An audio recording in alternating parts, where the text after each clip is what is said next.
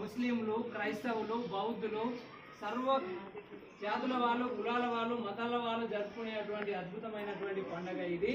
ఈ పండుగ యొక్క ప్రాధాన్యత ఏంటంటే తోబుట్టువు. అర్థమైందా? వినండి, తోబుట్టువు. తోబుట్టు అంటే ఎవరు? అక్క కానీ చెల్లె కానీ వాళ్ళు ఉండే మనం యొక్క విజయం కోసము కట్టేటువంటిదే ఈ రాఖీ. రాఖీ అంటే దాని అర్థం ఏంటంటే ఒక బంధనము, రక్షణ అని అర్థం. పూర్వకాలంలో మనం చూసినట్టయితే మహాభారతంలో ఒక చిన్న కథ చెప్తాను. కథ కూడా కాదుకుంటే కొంచెం చెప్తాను.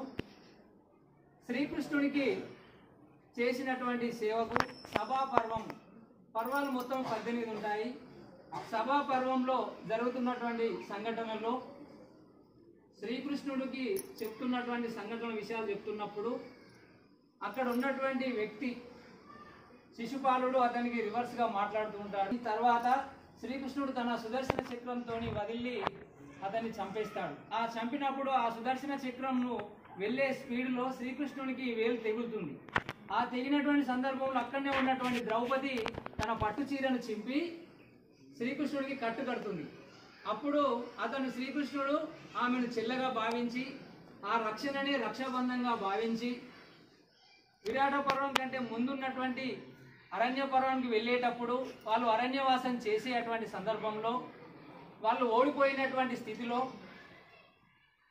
స్త్రీ అయినటువంటి ద్రౌపదిని వస్త్రాభరణ చేసేటువంటి సందర్భంలో శ్రీకృష్ణుడు ఆమెకు చీరనిచ్చి కాపాడుతూ ఉంటాడు. కాబట్టి ఇక్కడ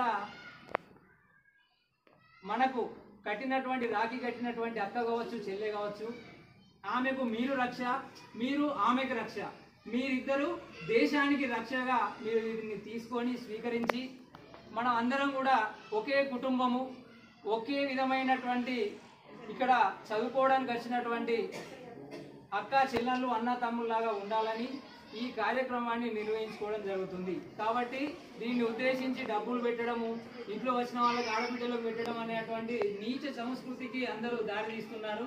అది తప్పు. ఆడబిడ్డకు ఎన్ని పెట్టినా తప్పు లేదు.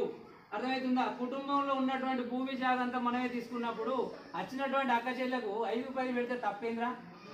అలాంటి పిచ్చి పిచ్చి సంస్కృతి సాంప్రదాయాలకు ఎవరు దాన్ని తెరలేపోద్దు. మనం ఎంత ఇచ్చినా వాళ్ళకు తక్కువనే అనేటువంటి ఆలోచన తీసుకొని స్వీకరించి వాళ్ళు మీకు కుంకుమ పెడతారు. మీరు ఏమనాలి? నువ్వు నాకు రక్ష, నేను నీకు రక్ష, మన ఇద్దరం దేశానికి రక్ష అని అనుకొని మీరు ఈ కంకణాన్ని స్వీకరించవలసిందిగా కోరుతున్నాను. చప్పట్లు కొట్టుకోండి.